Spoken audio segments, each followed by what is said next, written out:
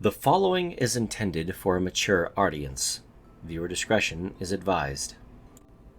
Much of the artwork for this story is done by me or by commission. Please give the artists the respect and recognition they deserve. The Ark of Ham, Chapter 6. A missionary tank, a symbol of their power and might, stood motionless on the battlefield. Its red and yellow insignia, a hammer and a whip intertwined with 9 stars, glowed ominously in the fading light.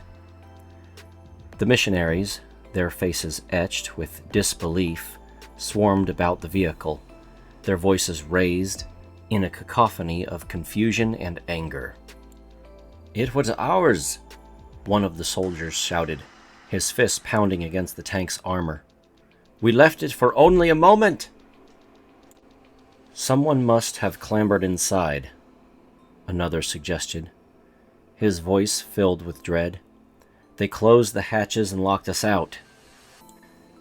The commander, a towering figure with a stern expression, surveyed the scene.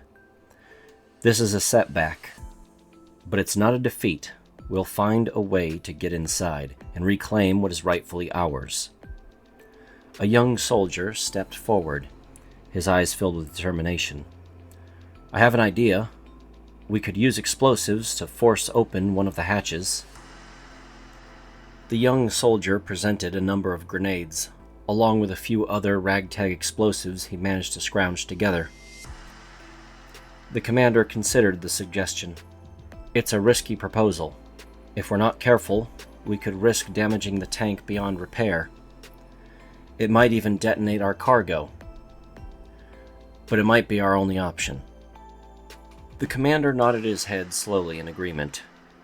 "Place the explosives on the tracks," he ordered. "It will disable the vehicle, likely permanently, but it is our best option to not lose our cargo." The men agreed and began gathering all the explosives they could.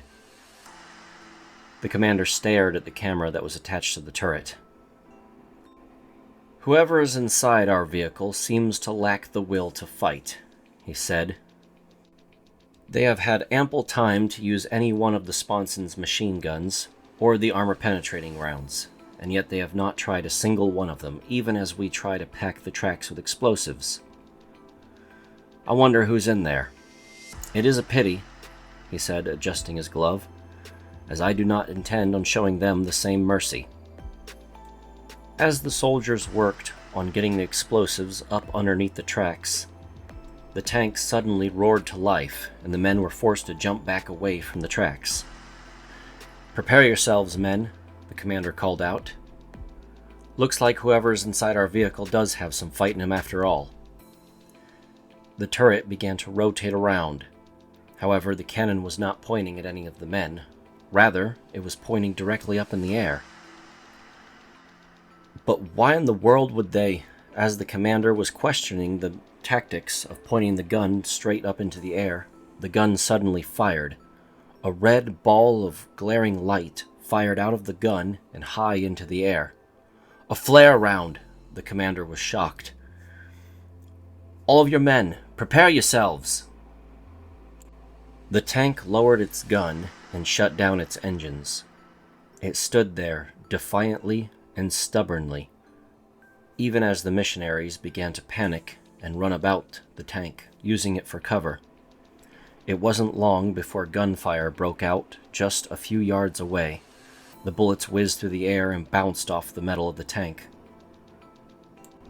The commander shouted orders to his men, as his men fell one by one without any sort of armored vehicle to protect them. The commander was the last to go, firing his pistol before eventually falling down into the mud. A small number of naval officers came out of the woodwork, clambering over bits of rubble and debris that they were using as cover. "What do we have here?" said a woman, looking down at the bodies. "Now, why in the hell would these missionaries pick a fight with us?" She looked up at the turret on the tank. Its small camera was looking about, inspecting her. "Well now, I do believe someone is still inside that tank. We didn't catch them while they were sleeping. Men, approach the tank. Open the hatch. One of the naval officers hopped up onto the tank and gave the hatch a good banging with his fist. After a moment, he heard its latches undo. Carefully, he drew a service pistol and pointed it at the hatch. With a sudden motion, he opened the hatch to see a small pistol pointing back at him. The commanding officer, at the rank of captain, held out her hand and calmed both the nerves of the individual inside the tank as well as the one searching it. Friendly fire, friendly fire. Calm yourselves. The man immediately lowered his service weapon as the small pistol inside of the tank lowered back down into the darkness. Come on out of there. We see you. Climbing out of the tank was a familiar face. The naval officers surrounding the tank had made themselves black ragtag uniforms, made out of older uniforms. Their official uniforms didn't serve the needs of battle well, so they had to make do with what they had. Climbing out of the tank was a shiny blue officer uniform, short in stature, the size for only a child. Well, look at that, said the captain. We have ourselves a little cadet. She excitedly jumped onto the tank to inspect the cadet up close. Are you the one responsible for buttoning up this beast and handing it directly to the Navy's hands? The cadet was terrified. He shook his face up and down but couldn't answer with words. I see, she said, brushing off his shoulders from some of the dirt that had accumulated on his uniform. You've done a mighty fine job. I shall definitely think about promoting you. How do you like the sound of... She looked at his badge. You're already a 5th class. How about a 4th class? The cadet made hand motions, trying to communicate something, but he seemed to have been mute by the terror of the situation. What's the matter? She said. One of the soldiers had already jumped down the hatch to take a look inside the tank, before suddenly screaming out to the commander, Sir! That's Madam, she said, as she looked down the hatch. Madam, this tank is full. Full? Of what? Munitions, madam. This tank is completely filled with munitions. A fully loaded tank, the captain smiles. That is certainly going to help us win the war. I'll take it. No, madam, the man shouts up. This is not a fully loaded tank. This is a supply vehicle. The captain's eyebrows nearly raised off of her face as she looked down the hatch. Everywhere down inside the tank, in every available space, there were large piles of armor-penetrating munitions laying about. This is why we couldn't find any of their supply vehicles, madam. They're disguised as real tanks, made of the same hulls and using the same engines. Immediately, the captain picked up the small cadet and held him in her arms. Young man, do you have any idea what you've just done? He shook his head, no, in reply. You have just single-handedly won us this war. This entire time we've been avoiding these heavily armored tanks when we should have been targeting them.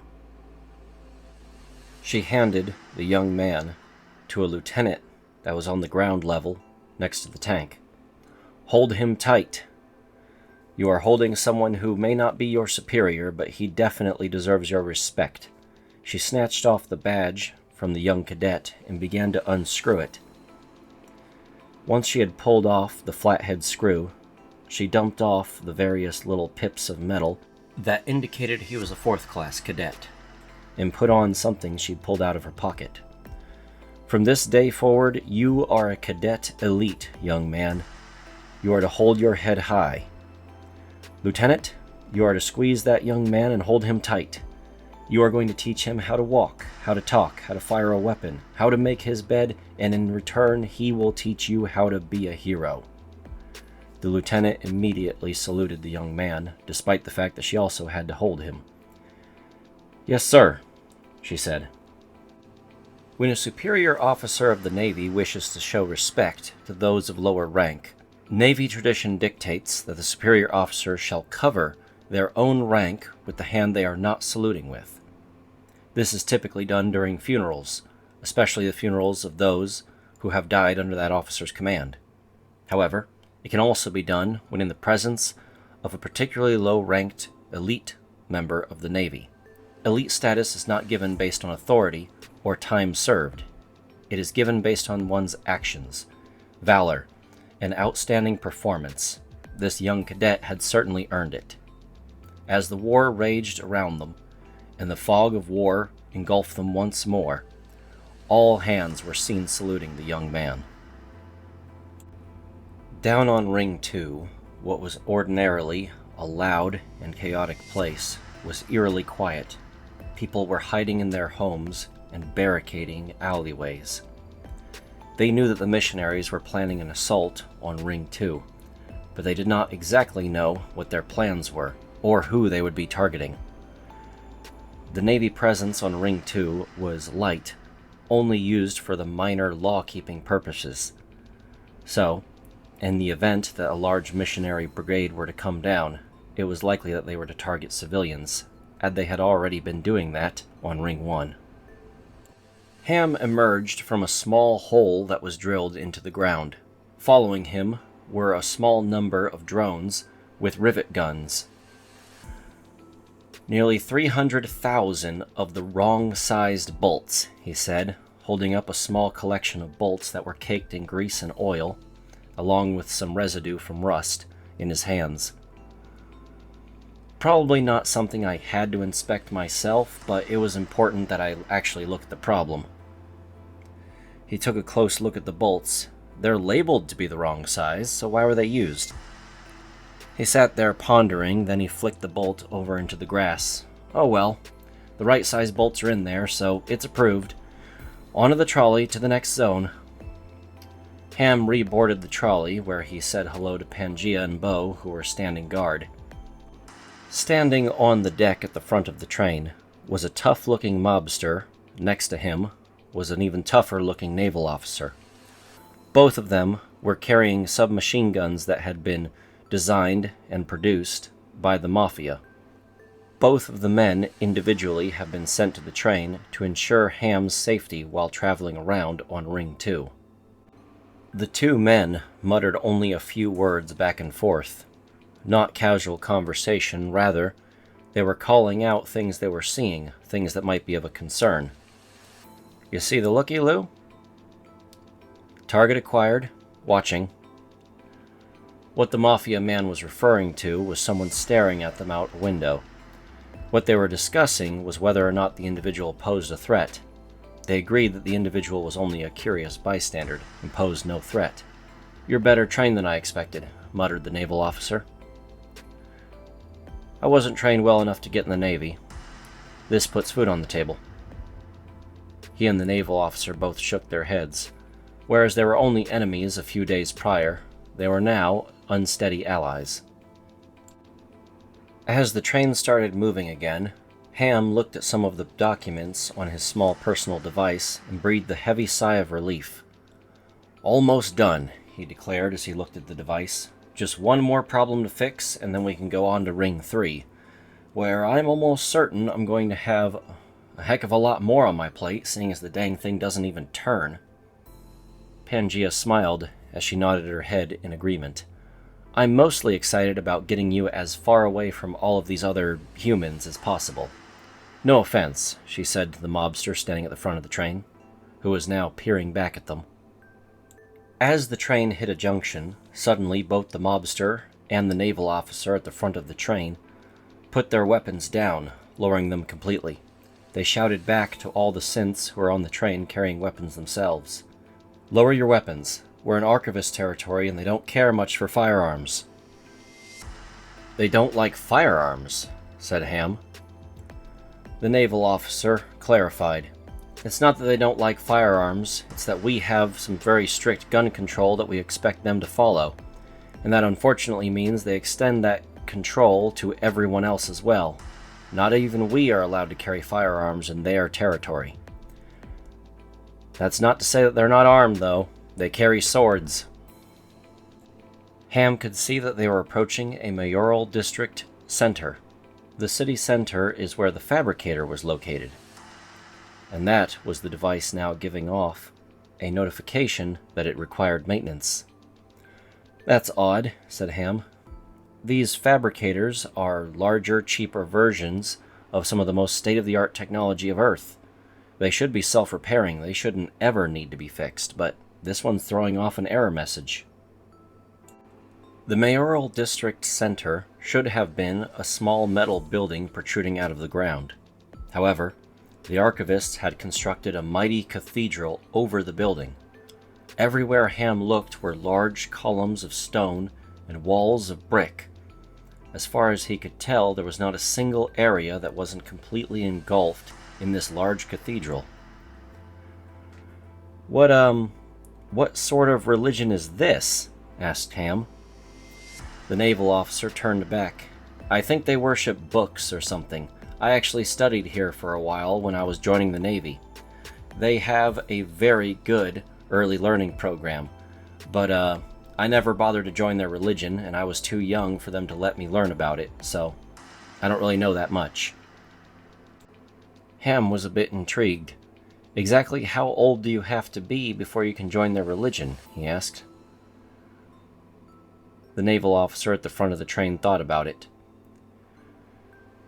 "They allow you to study their religion once you're 18, but typically they prefer you to be around drinking age, so usually around 22 is typically the age that they prefer." "Really? A religious order that doesn't go for children? Wonder why?" "Supposedly," replied the Navy officer, "it's so they can have true devout believers and not brainwashed minions. Apparently, they want you to really, truly believe in the religion before they'll even let you know anything about it. If you're not one of their inner circle, though, they're heavily secretive and don't let you know very much. Which is weird because they fully believe that knowledge is free and abundant and should be shared. Yet they have an entire section of the library where I was never allowed." Ham looked up at the multi-story structure made of stone and brick. Then he looked upon the dismal, bleak sky that illuminated it all. "I wonder what this would be like if it was only bathed in the light of Earth's sun." Ham breathed a heavy sigh. Tucked away in one of the quiet corners of the colossal structure was a man who held the distinguished right to call himself a decipherer of the archivists. A decipherer's position and duty is to find hidden truths, crack codes, and find secret messages where none was suspected to even lie. His current task was an unfortunate one. Many cloth bags had been discovered on Ring 1 recently. They just so happened to be discovered by the ship's own captain, Captain Ham, who he had seen prior in the sky, announcing that they were soon to disembark on the planet below. This pressed him for time. He wished to know the truth of these cloth bags, the truth of the remains that lay within. He wished to know everything about them, their names, their origins, who their parents were, and, most grisly, their causes of death. He was consumed by his own focus as he stared through a magnification device. He was looking at small shards of bone while simultaneously writing with a pen and a small pad of paper next to him. The sound of the scratching ink into paper could echo through the room, as the room was deathly quiet. Suddenly, he breathed a sigh of disappointment and stood up from the table. "I am prepared to reveal my findings," he shouted aloud. "Please, may I have the audience of an expediter?" Upon his request, the loud sound of stomping could be heard down the hallway. The door suddenly opened. and an iron-clad, armored man stepped through the colossal doorway. His heavy footsteps shook the very stones that the floor was made out of as he approached the decipherer. The heavy armored man spoke. "Brother Peterson, tell me, why have you summoned me to this dismal room of despair?" "I have performed what I believe to be a non-biased inquiry nearly 5 times and have come to the same conclusion. I have requested for peer review and my peers have concurred. I am correct in my findings, or at least I believe myself to be so, and I am prepared to present them to you, an expurgator, for your review." "Your heart seems heavy," the armored man said. "Please, relieve yourself. Tell me what you have discovered." The decipherer turned on a small recording device. "This is Decipherer Peterson, presenting my findings to Expurgator Tourmalin. As you can see, Expurgator, I have organized the bodies into 2 separate groups here in the room. This first group, Group A, I have determined to all be bodies from occupants of Ring 1. My reasoning for this is that they are all similar in the fact that they are unique. Each bag is made of a different material, with a vastly different price point for its purchase. Some are pillowcases, whereas some are mere sacks that you would find laying around the house. This makes them similar in the fact that they are all different and from vastly different backgrounds. Furthermore, the corpses within the bags are of a similar nature as well. They are all infants, nearly newborns, with only a day or 2 of life under their belts before being cast aside. This means that these are all from the similar situation created by Ring 1's corrupt political system. Although some of my findings have been inconclusive, most of these children do test positive for being of vastly mixed racial backgrounds, which, as we know, is not allowed on Ring 1. To avoid the political shame that many of these individuals would have faced for having children of multiracial backgrounds, they simply cast them aside rather than sending them down to Ring 2. The expurgator growled angrily. As the expurgator let off a scent of heat from his armor, Peterson composed himself and pointed to the other group of corpses. "This is Group B. As you can see, they are all in the exact same style container. All of these bags are not only the same size and shape, but they are made of the same continuous ribbon of material. I have managed to prove this on some of the lesser decayed bags, as they are cut literally from the same cloth. You can see this here and here," he said, pointing to several photographs that were on the table. The carcasses within these bags, however, are of vastly different age range. Some are as old as 7 years old, however their bones have been crunched up and crushed with some kind of machine, compressed in order to make the bag smaller. The few corpses that still had their flesh upon them and had not yet decayed offered me an interesting theory as to what I think happened to these bodies. The expurgator spoke. "Tell me, Peterson, what happened to the deceased?" "Unfortunately, expurgator, I do not believe they were deceased when this occurred. Many of these bodies, those that still had flesh upon them, were missing vital organs. Some of them are missing entire limbs. I believe that these individuals were kidnapped and their body parts stolen." The expurgator growled once more, nearly fuming heat from the vents in his mask. "Can you prove this?" the expurgator asked. "Yes," he said, presenting some shards of bone. "As you can see here, there are clear, distinct surgical markings. These are not the markings of a mere butcher attempting to destroy a body. These are clean and concise cuts. They were attempting to remove something of value.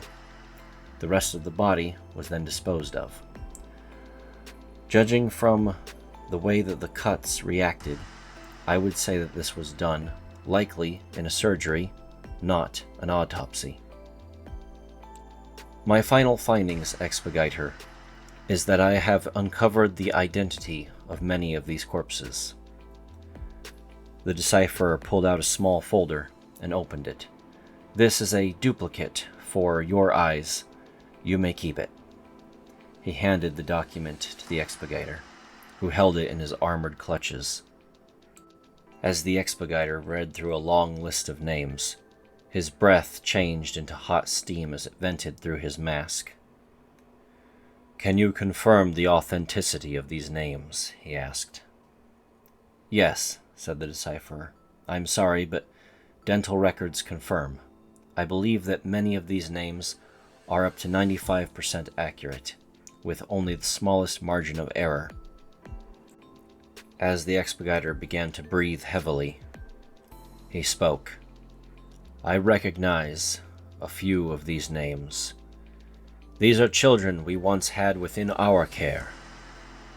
Many of these children are occupants of Ring 2. That is why we could not find them. Although I am happy that our church is vindicated from these heinous accusations against us, let it be known that I have shed a tear for every child lost within this room, and I am filled with rage at what has occurred to them. Yes, Expediter. Fear, deception, lies, and ignorance chain us down, but truth is the key to set us all free," said the decipherer. "I am sorry, decipherer, but I have determined that your findings shall be kept suppressed for now, until the families of the deceased may be contacted, and until the children are properly laid to rest." The decipherer bowed his head. "Understood, Grand Expediter." The door opened once more, and a member of the vanguard walked through its gateway. This knight was clad in armor as well, however the armor was much thinner, and the knight, as a result, looked nearly lightweight compared to the heavy Expediter. "He has arrived," he announced. "The captain of the ship has arrived, as was foretold and predicted. Let us all join in the main chamber." As the vanguard left the room, the Expediter turned to the decipherer. "Tell me, Peterson, what are the odds that we might find the scoundrels who committed this atrocity?" Peterson took a heavy sigh. "As for the children of Ring 1, that is their business to deal with. We have little authority or power. Not to mention, the ship will be landing soon. As for the children taken from our own backyard, little. I know next to nothing about the methods used for dissection, and I have a difficult time understanding as to why they picked this particular dumping ground, or even how. There are no clues, no trails to follow. It is a mystery that I cannot seem to solve, Expediter. I am sorry, but I believe if new information does not come to light, this is the end of my investigation." The Expediter breathed a heavy sigh that nearly was fire as it exited his mouth. "I have never known you to exaggerate, nor have I known you to give up so quickly. These truly must be dark times that we find ourselves in, and yet a ray of hope walks into our mighty cathedral as we speak."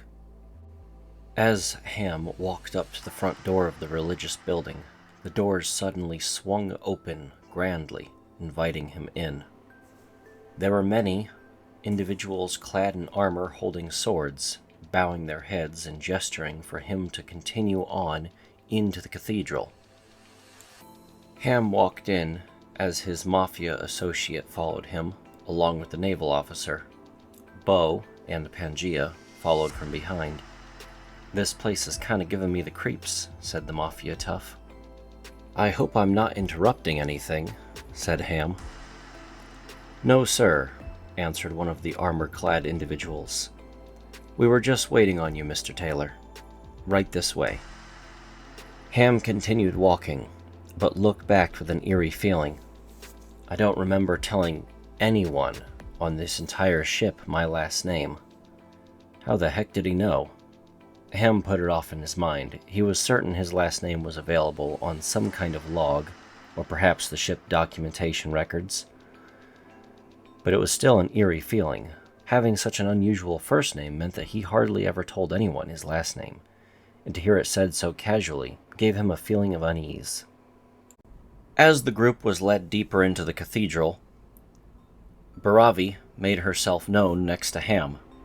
"I've never actually seen what the archivists do here in their church, or, for that matter, seen actual archivists in practice. I've only ever seen a few of their nuns and people who travel up to Ring 1. They are who took my daughter away when it was time to relinquish her, but I never actually saw where she went.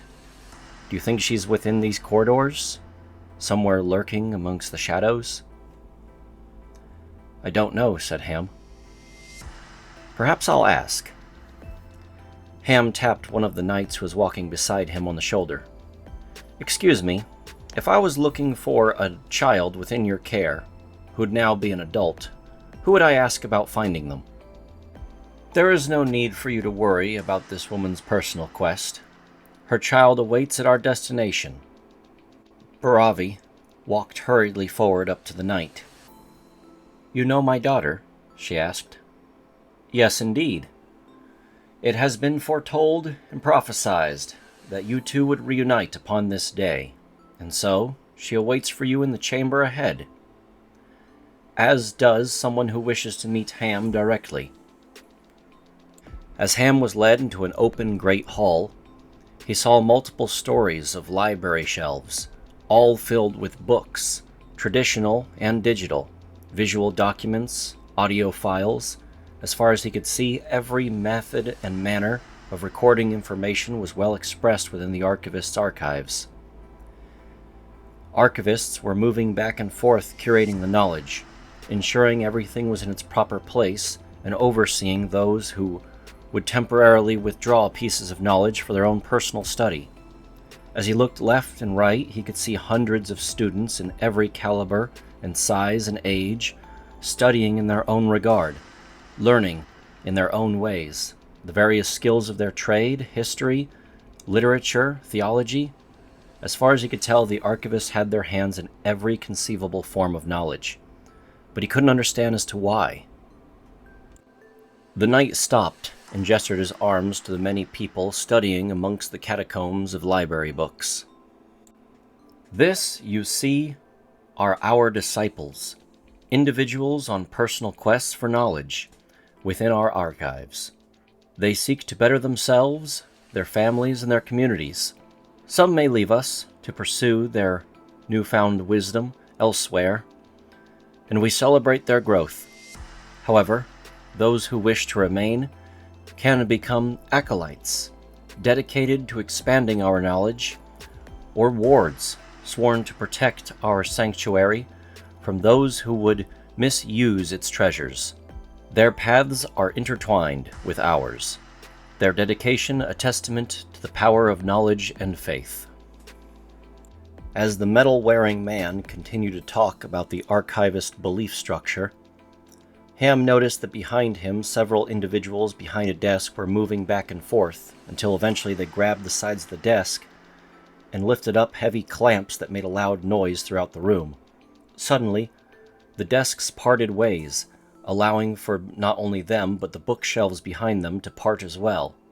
The wall itself began to open, and soon a hallway large enough for Pangea's main form to walk down opened way. With that, the knight turned around and stopped his talking mid-sentence. "Excellent," he said. "We must move on to a deeper part of the chambers. Please, everyone, if you could join me this way." Ham looked back at the sea of individuals who were mid-study session. Their jaws were laying upon the books they were once reading, as they stared in awe at the secrets being unfurled in front of them. Ham couldn't help but question the knight. "I'm guessing that was some kind of secret doorway. Are you certain you want to just show it off to everyone who's here?" "There is no more need for secrecy," proudly declared the knight. "Please, Mr. Ham, come.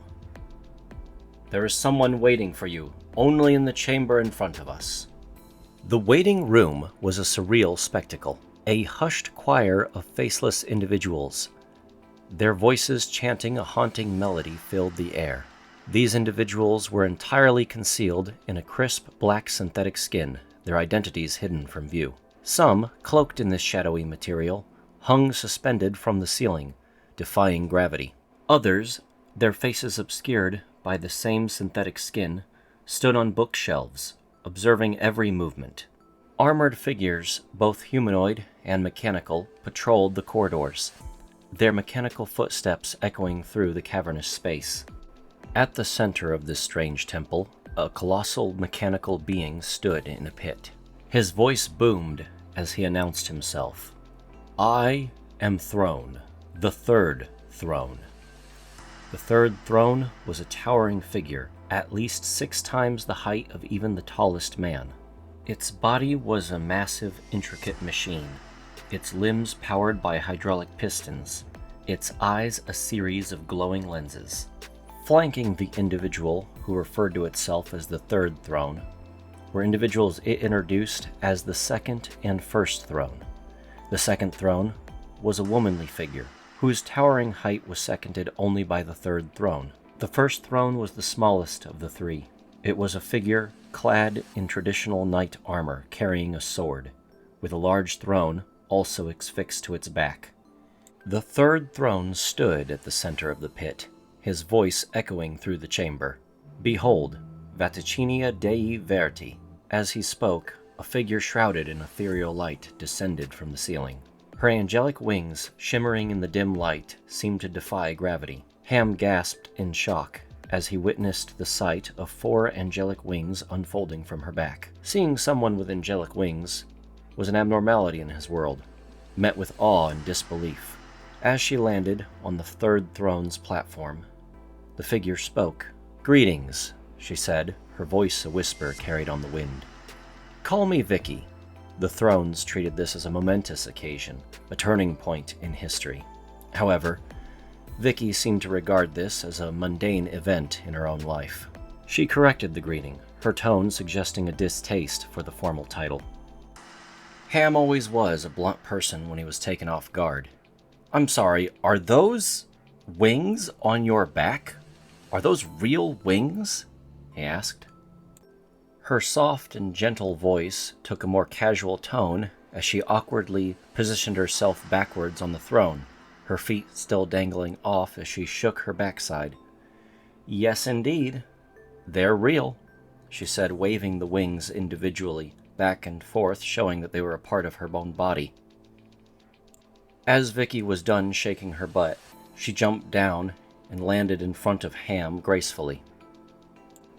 Ham couldn't help but reach out and confirm with a light touch to one of the wings. "They're real. They're actually real." I'm amazed," Ham said. "Tell me everything. Tell me all of it, from the start to the end. Tell me what's going on here." A hefty, large book, bound in leather, was hoisted onto a trolley.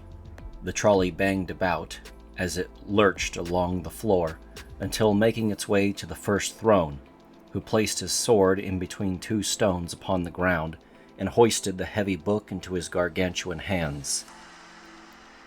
"It is said that in the beginning when the gods first descended upon the earth.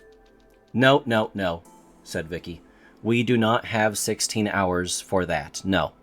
If Ham is interested in the actual scripture, he can read it himself. This religion started as a cult.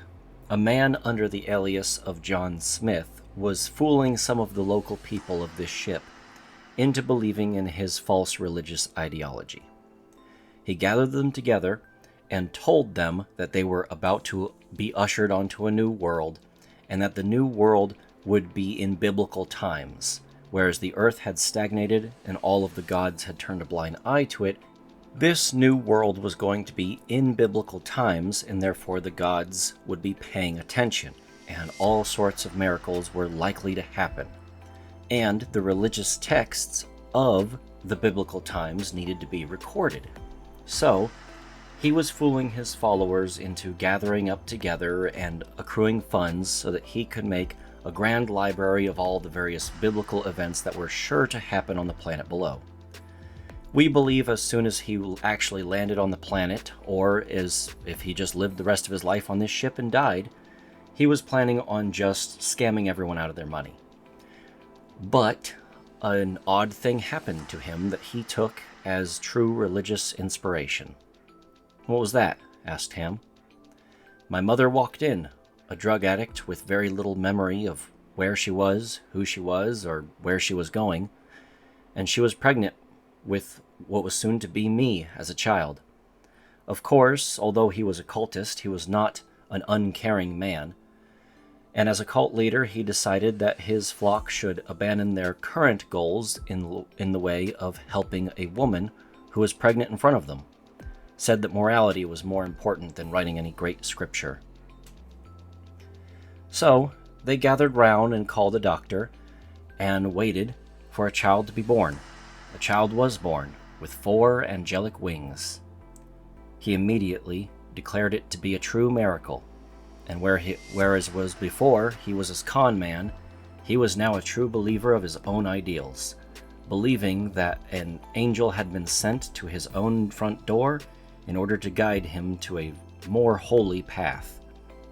He died a few years later, as he was already a pretty old guy. My mother raised me as best she could, but eventually I lost her to her drug abuse. She was never fully able to fight off those demons, I'm afraid, and I know very little about my own origins, or why she had me to begin with. Pretty impressive, said Ham. Can you do anything at all that's like of a supernatural quantity or something unexplained, or is it only the angel wings? 'Cause that could just be a physical mutation. He could hear murmurs of disapproval amongst the crowd. Don't give me that. It could be a physical mutation.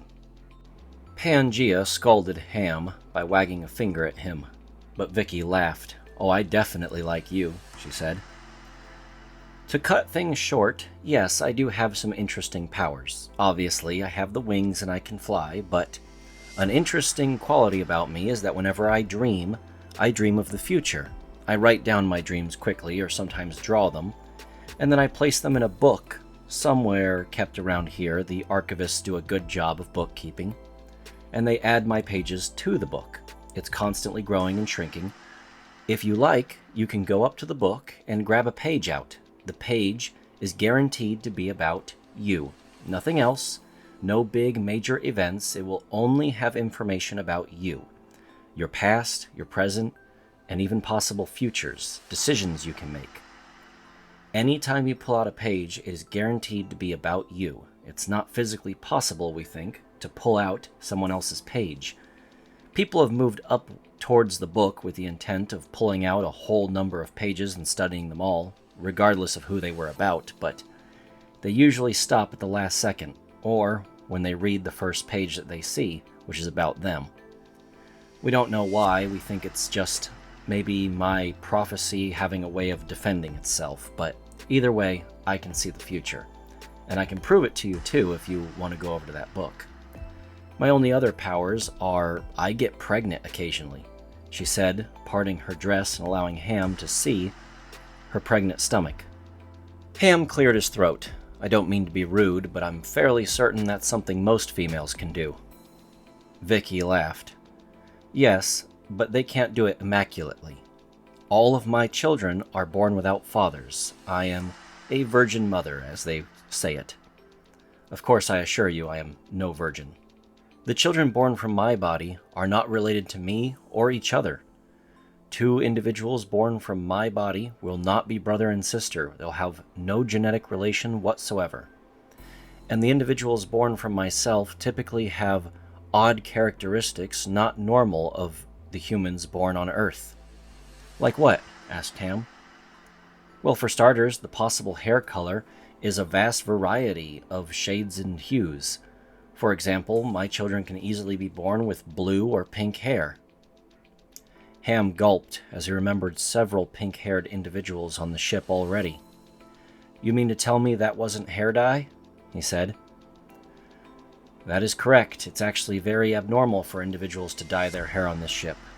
Any oddly colored-haired individuals, I can assure you, are likely descendants of mine or descendants of descendants of mine. Ham shook his head up and down as he remembered several individuals with multicolored hair meeting their end right in front of him. Wait, you seem awfully young though, and some of the pink-haired individuals who have been nagging me are obviously older than I am, or at least they look older than I am. Vicky smiled and shook her head up and down.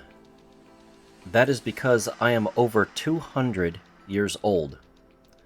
I'm not as old as the incident that shut down Ring 3, but I am older than almost everyone on this ship. Of course, not yourself, as you are quite old indeed. Ham looked at her up and down. You don't age? That is correct. I look like I'm 20, but I can assure you I am not 20. You don't age. You spawn children that are not related to each other or yourself, and you have giant angel wings and can see the future. I can see why a religion formed around you. Baravi interrupted their discussion. May I ask what happens to the children who are dropped off within your care? Vicky smiled. You absolutely may. In fact, I was planning on showing all of you that right now. Take 5, everyone, she said to the large room of individuals who were recording the situation. Many of the people who had gathered round for this historic occasion had dispersed, but some of them were following the group in order to write down everything that was happening. Others followed them with cameras and microphones, recording devices of all kinds. Some were even attempting to 3D model the situation, using advanced techniques for taking 3D imagery. Vicky led the entire group to a different part of the facility. There, she was sitting upon the second throne, an incredibly tall woman who had the throne permanently installed as part of her back. Her back itself formed the back of the chair, and the seat of the chair was her own seat, her rather large posterior. Vicky laughed as she sat upon the jiggling mounds. Anyone want to join me on her? No, she said sternly. The first throne concurred, following the group. Very well, Vicky said. Have it your way. This is our orphanage, she said, waving to the groups of nuns taking care of the children, and the children themselves who looked on in her in awe. I am not allowed to keep and raise any of my own children. You see, I am obviously an important religious figure, and we don't believe in corrupting children with religious ideology. We want believers, not knowers. A child who thinks they know something can be a very dangerous thing when they grow up, and that's the last thing we want within our ranks. We want people who believe in an idea, who do not know an idea, if that makes any sense to you. Ham shook his head up and down. Ah, yes, I see. In truth, he didn't see at all. He had no idea what she was talking about. But everyone in the room also knew that. Ham looked on at the children who were staring at their holy deity in astonishment. Is this the first time they're seeing you? Yes, Vicky confirmed. Under normal circumstances, I'm kept as a closely guarded secret. Only those who are fully dedicated to the path of the archivists are welcome within my chambers, and I am only allowed to speak to those who are of an adult nature and fully consenting to what they could be exposed to. Children can't handle the weight of religious devotion, so I'm not allowed to typically interact with them, not even my own children. The nuns here do an excellent job of raising my own children and the children of others. They do so under a solemn oath to have no bias. I would not welcome them to do so if they did.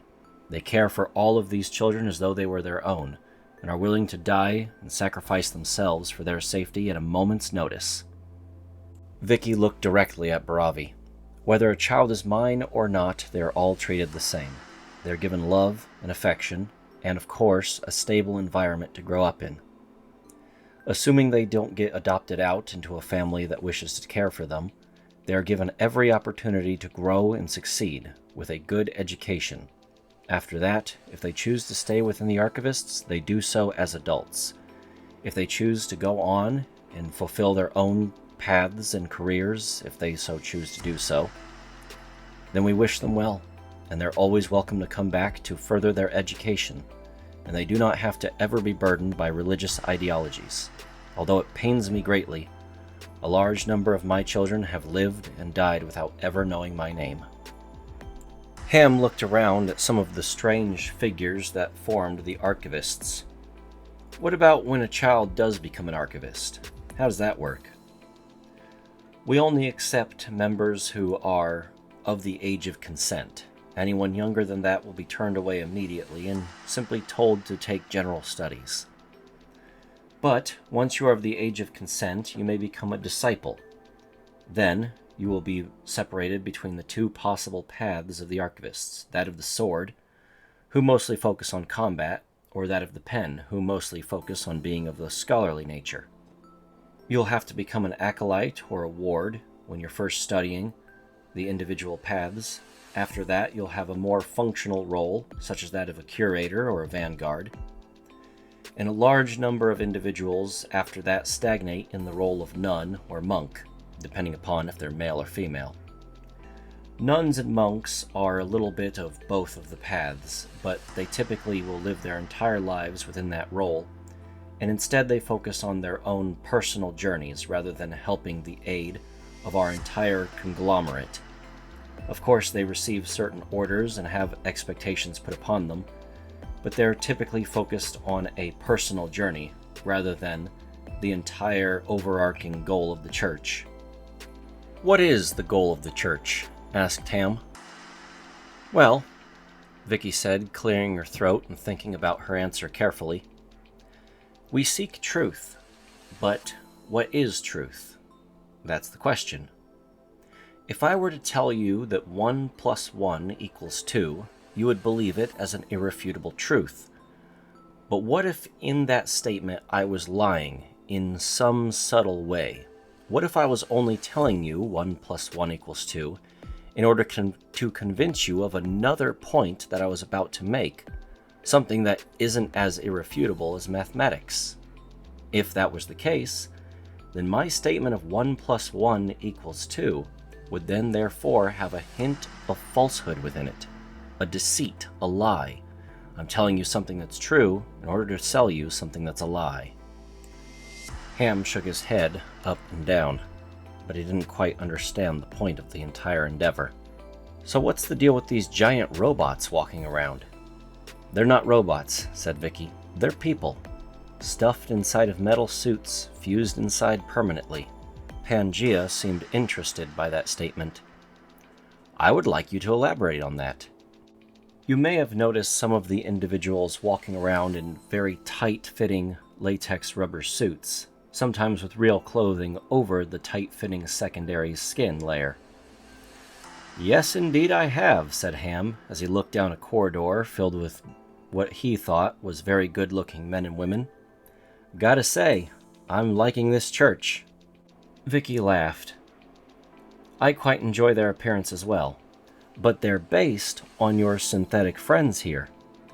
Those skin suits are made of nanomachines, hundreds of tiny little platelets smaller than human cells. and they're good at digging into the human body and attaching to the nervous system. I would compare them to wearing glasses. They do have an important function allowing the nuns to be anonymous. Anonymity is important for the role of an observer to prevent confirmation bias. But the suits have another important role, and I would compare that role to wearing a pair of glasses. They let you see, hear, and experience everything around you a little bit more vividly than what the ordinary human body is capable of. If you look around, all of the knights wearing large suits of powered armor are also wearing those control suits beneath. The suits are attaching to the armor and the person beneath, and allowing a bridge between the human mind and the armor itself. If I were to shoot a bullet at that man's shield over there, he would feel it. Ham was impressed as he shook his head up and down. Are those giant suits of armor the same as these skin suits? They have the skin suits inside, answered Vicky, but they're not exactly the same. Some of them, like my third throne, are made completely out of traditional hydraulics, heavy lifting equipment, armor plating, electric motors, things like that. But some more sophisticated suits, like my second throne here, are made completely out of harvested muscle fibers. Your synthetic friends there have an interesting biological quality, which allowed us to take some discarded limbs from synths that were left behind, bits and pieces such as the tip of a tail or a finger, and we were able to lab grow them into long stretches of synthetic muscle. From that, we were able to make fully functional armor pieces that could move like the person inside it. Bo took a closer look at one of the suits of armor. I'm impressed, but you all need to work out more. The first throne, who carried a sword, cleared his throat and replied to Bo's words. I'm intrigued by what you mean by that. Bo explained the relevance of his workout routine, and how even synthetic muscles could still receive the same benefits as what organic muscles would have. Immediately, the first throne began lifting his arms in a workout motion, looking for something heavy to lift. You and I will have to become workout buddies sometime, Bo laughed. Vicky at long last pointed out the existence of a small control chip on the back of everyone's neck who was wearing a suit. This control chip managed the suit's fusion onto a person and the suit's removal. If the control chip was damaged, the individual only had a few hours to remove the suit via the addition of a new control chip. If they went above that time, the suit would simply assume that the individual was in a dire situation and would fuse to their body permanently. Unfortunately, once this fusion was complete, the removal of the suit became impossible. Vicky patted the posterior of the second throne who she was still sitting upon. In order to become my throne, you must willfully have your control chip removed, and allow yourself to dedicate your entire life and your name itself to being my throne, my guardian. It's not a role that I invented, the archivists themselves came up with it, but it's one I'm quite thankful for, as I adore all three of my current thrones. Bravi couldn't help but interrupt the conversation. As amazing as all of this is, I would like to see my daughter now. Do you know whereabouts she is? Yes, Vicky said. I know exactly where your daughter is. Please, right this way. The long hallway she led the individual party into appeared to be that of a hotel. Endlessly, room after room of personal dwelling was to the left and to the right. We believe that individuals can only make certain informed decisions when all of their basic needs are met. That is food, water, sleep, and, of course, the need for companionship. And that is what many of our monks provide individuals that come to us. This is a brothel, Bravi interrupted. We don't see it that way, but yes, any individual who comes to us in need can have that need fulfilled by our many willing volunteers. No, said Bravi. Tell me you have not transformed my daughter into some brain-dead whore. Vicky smiled. I can gladly assure you that that is in fact not the case. These volunteers are healers. They're not just whores. They're good at everything they do, whether it is feeding a person or providing them with companionship. And once a person's individual needs are met, they can finally have a clarity of mind to address the real problems in their lives. This door is the one your daughter presides behind. This door is where she is waiting on you. No, said Baravi. My daughter cannot have just be turned into some vulgar prostitute.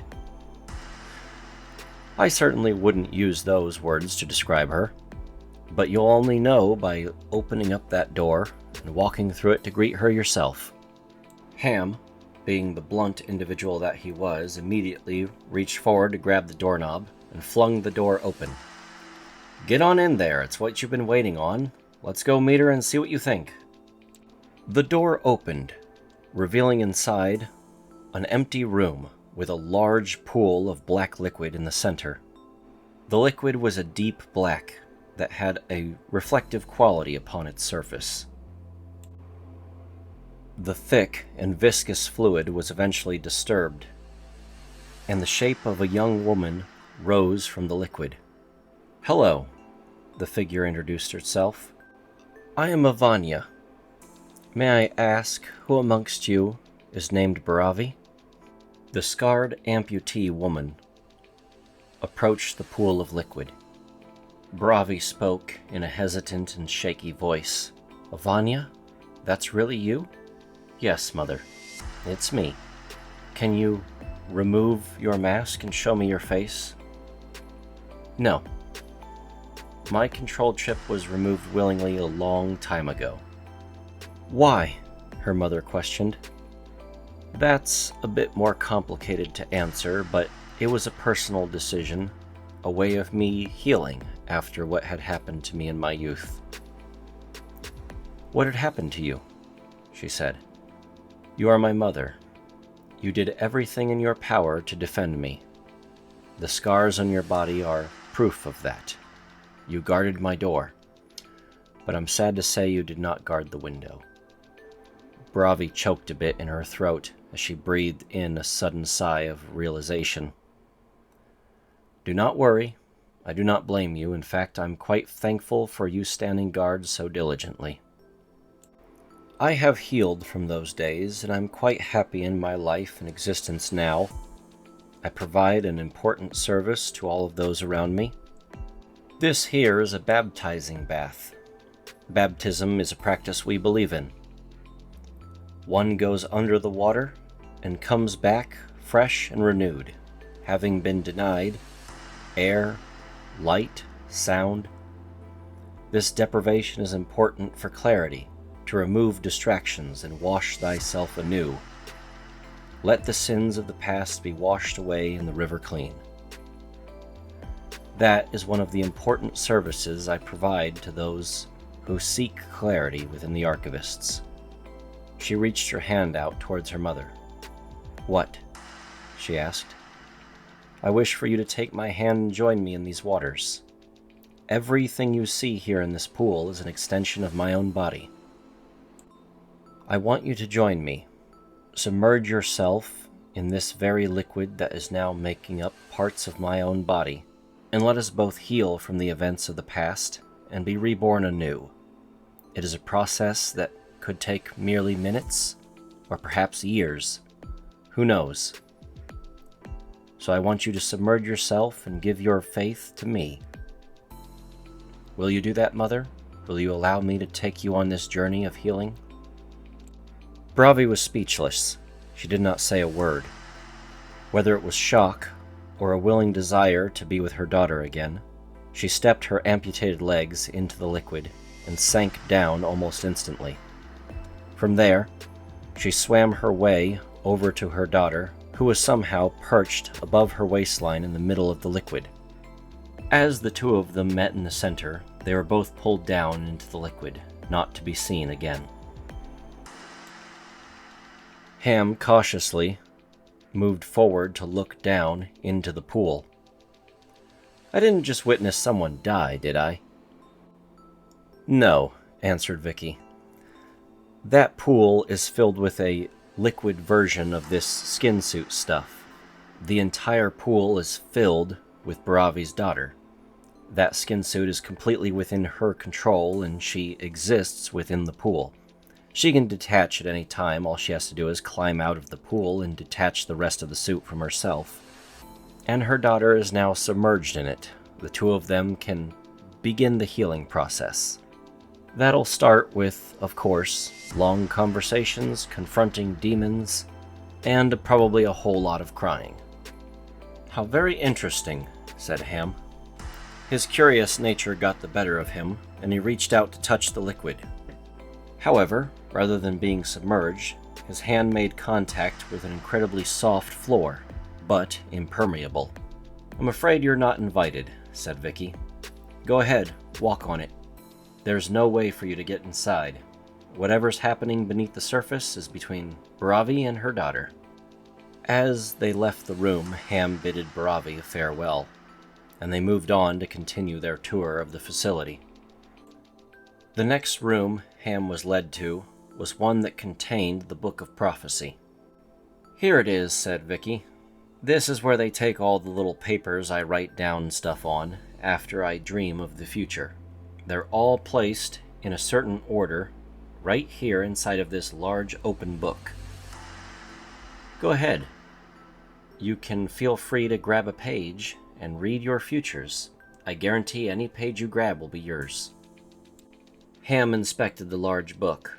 Although each page was around average size, the entire thickness of the book meant that it spanned a 4-foot table easily. It sat open and unguarded. "No guards?" asked Ham. "No need to guard a book that tells the future. If there was, the book would say it would need to be guarded," answered Vicky. "Interesting," replied Ham.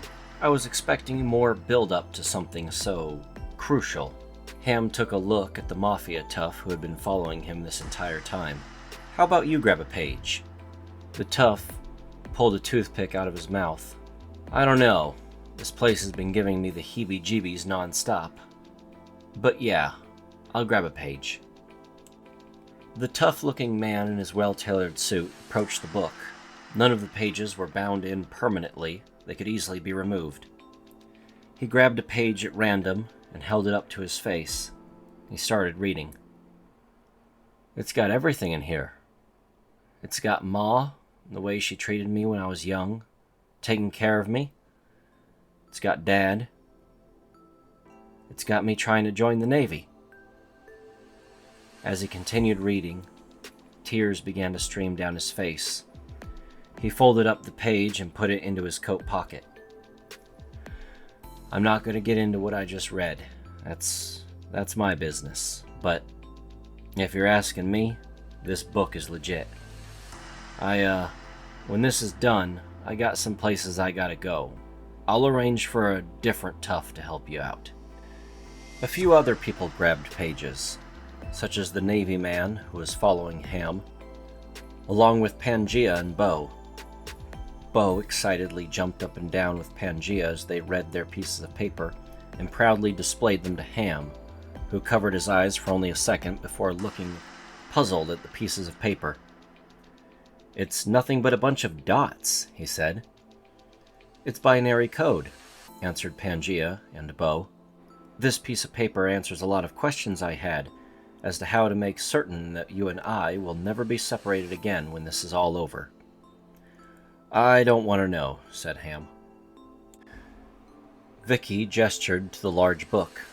"Well, do you want to see your future now, Mr. Ham?" "No," said Ham.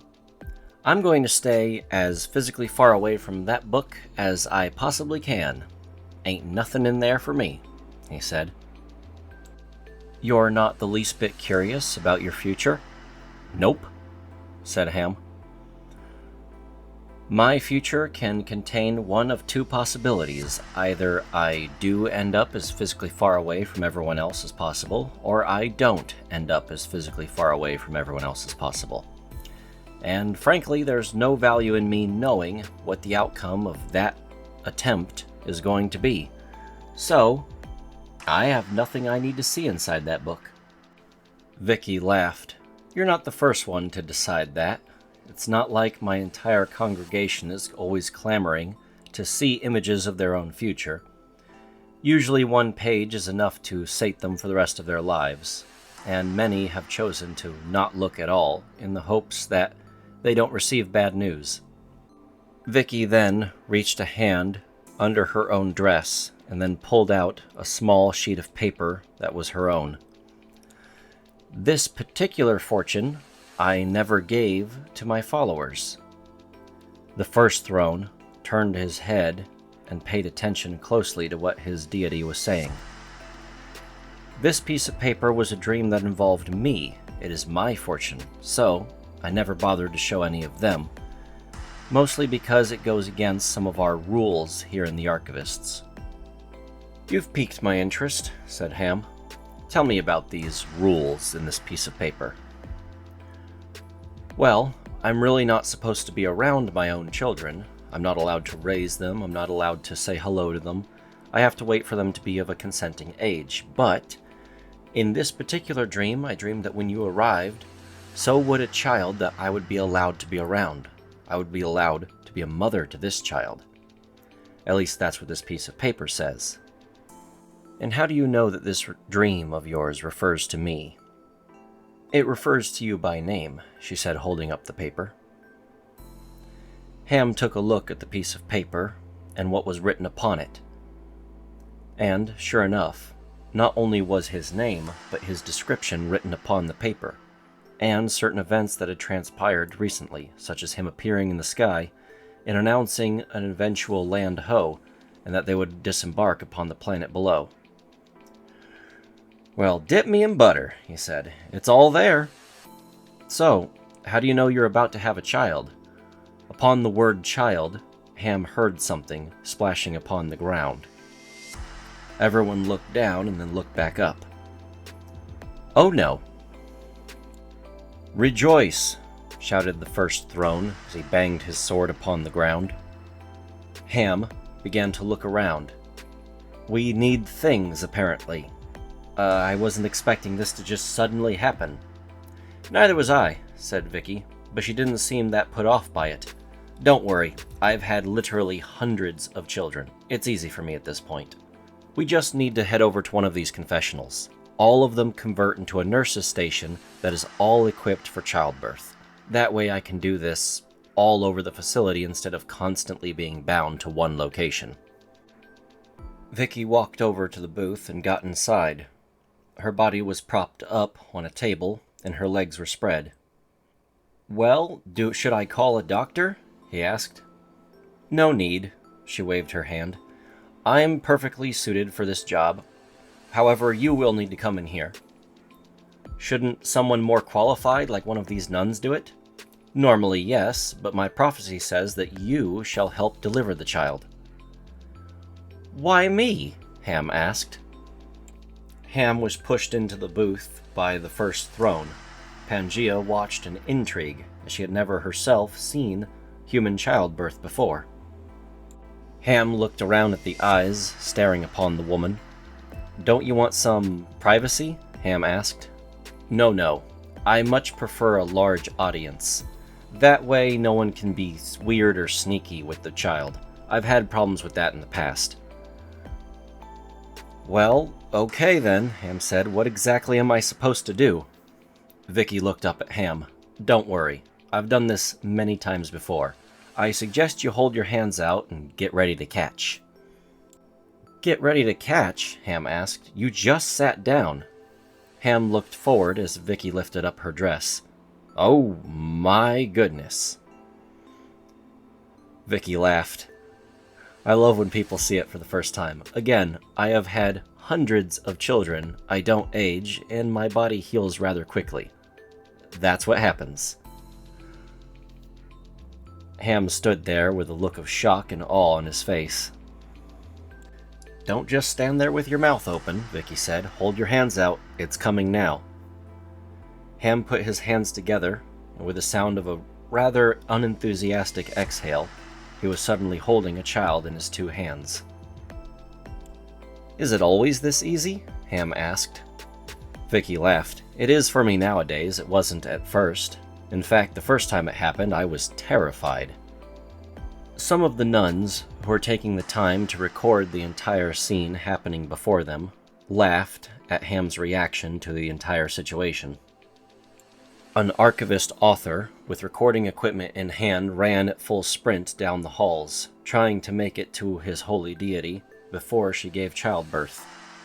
"Darn, I just missed it," he said, panting, his breath leaving his body. "Did I hear about a secret prophecy?"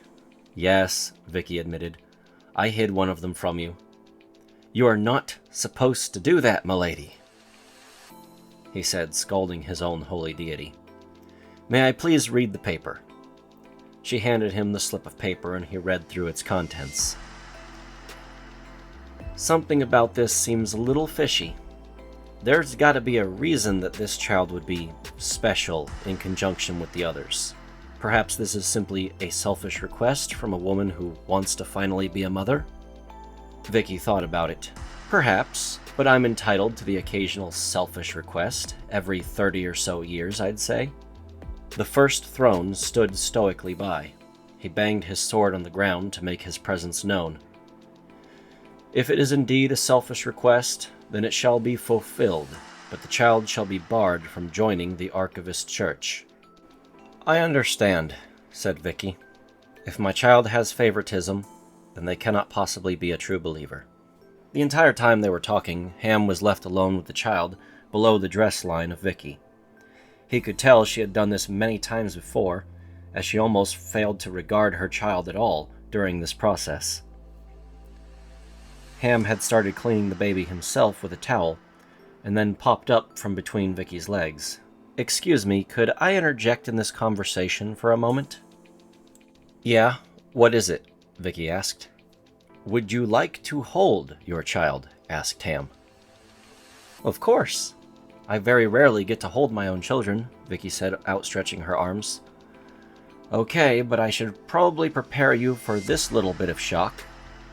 Ham then presented a young baby girl with 2 angelic wings sticking out of her back. Everyone witnessing the scene gave a deep and audible shocked gasp as they fell to their knees. The only individuals left standing were that of Pangea and Bo, who looked around at individuals they didn't even know were watching them, as they all fell to their knees.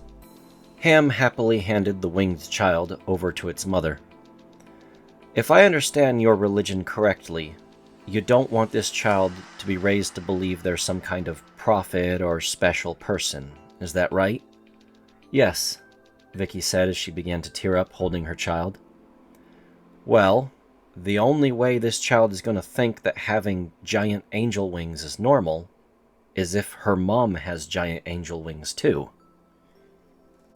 "That's right," Vicky said as the gravity of the situation was finally falling upon her, and she was beginning to weep as she kissed her own child on the forehead. "So," Ham said, standing up, "what are you going to name her?" Vicky thought about it. "I've never gotten to name one of my own children before." "I don't know. My mother named me something silly in order to sound special and holier than thou. I hate that name. I'm going to give her a normal name, something that she can mold into whatever she wants it to be. She'll make her own name's meaning. But what to name her?" Vaticini Adei Verti, the holy deity of the archivist, cradled her newborn child against her chest. Her eyes were closed as she listened to the infant's soft breathing and gentle movements. A serene smile graced her lips as she whispered, "Olivia. My child shall be named Olivia." The hushed reverence of the archivist still kneeling in a circle around her amplified the name. It echoed through the corridors of the facility, carried on the soft breeze. Ham sat there stoically for a moment. "An olive branch after such a long journey," he said. "Well, I'm going to step out of this booth and give you some space." Before Ham was able to remove himself from the confessional, Vicky's leg extended forward and stopped him. "You're not done yet," she said. "I'm not done yet? What else is there?" The nuns, all observing the situation, began to laugh and giggle amongst themselves. Men, they whispered quietly. Vicky smiled and threw Ham a much larger rubber glove that went all the way up to his shoulder. After hundreds of childbirths, I'm great at having the children, but not so great at the rest of it. You're going to have to pull the rest out. The rest? What rest? That should be it, said Ham. Vicky laughed. Looks like someone didn't pass medical school. Well, you're right. I'm an engineer, not a doctor, he said. Pangea watched intently as Ham's cries of desperation could be heard echoing through the corridors. A short time later, Ham emerged from the shower, fully clothed, but still shaken by his recent experience. I'll never look at a deflated dodgeball the same way again, he shuddered. Vicky, cradled in the second throne's arms, was nursing her newborn child. The second throne, in turn, was cradling her in its arms, like a newborn infant. If you haven't figured it out yet, Vicky explained, I summoned you here by manipulating the fabricator at the heart of our church. I fed it the schematics for an impossible item, designed to bypass the scanner's detection. It's a 1 in a million chance, but I can easily reset the system to prevent future occurrences. If there's nothing left for me to do here, I'll be on my way, Ham stated, a hint of frustration in his voice. A booming voice echoed from the corridor. Actually, I have a request for you, Captain Ham. A hulking figure clad in crimson armor descended the spiral staircase. The scholars scattered as the armored individual approached. I am Expurgator Tourmalin, he introduced himself. Several smaller, more agile figures, also armored, crawled along the ceiling. Who are they? Ham asked, his gaze following them. Those are the zealots. Ignore them. They have their own role. I have a request for you, Captain Ham, Tourmalin repeated. You don't have to call me Captain, Ham replied, but his tone was less firm. You discovered the desecrated remains on Ring 1, correct? Tourmalin asked. Yes, Ham confirmed, wishing he could forget the gruesome sight. We are the one tasked with burying the dead, and we've been investigating. There is a mystery here, a puzzle we cannot solve. We're hoping you can provide some answers. All right, let's hear it, Ham said, taking a deep breath. Over the next few minutes, the Expurgator detailed the findings from the autopsies. That's a disturbing story, but I don't think I can help, Ham muttered. Why not? Asked the Expurgator. I'm specifically barred from interfering with passenger matters, Ham explained. You're all meant to self-govern, not have me babysit you. The Expurgator fumed a bit. Ham muttered back to his colleagues. Any ideas? Pangea approached with a sheepish expression. There might be something, Pangea explained. There's a section of the ship I can't access. It's a high-priority area for power, and its consumption dropped off after we arrived at the New World. I believe it's been active since then. Are you serious? Asked Ham, his eyes widening. I wasn't going to mention it, but I've observed a forklift robot going there occasionally. But I have no control over it, Pangea continued. It's a priority for repairs and moves on its own. It also frequents many of these dumping sites, which the one you found, I'm afraid, is not the only one. Ham breathed a heavy sigh. Okay. We need to investigate then. If it involves the middle of the ship, it's within my domain. Ham took a look around at the many armored individuals that made up the archivists. Okay, who would like to come with me on a field trip to the center of the ship? End of Chapter 6. Thank you so much for listening, if you managed to listen all the way until now. Don't forget to make some kind of contact with the artist who provided me the art for this story. A QR code link to their page on X is featured on the screen for you now, as well as a QR code for my own X account, where I talk about certain reference materials and things that are happening within this story. Thank you very much for listening all the way until this point, and for now, I'm going to have to say goodbye.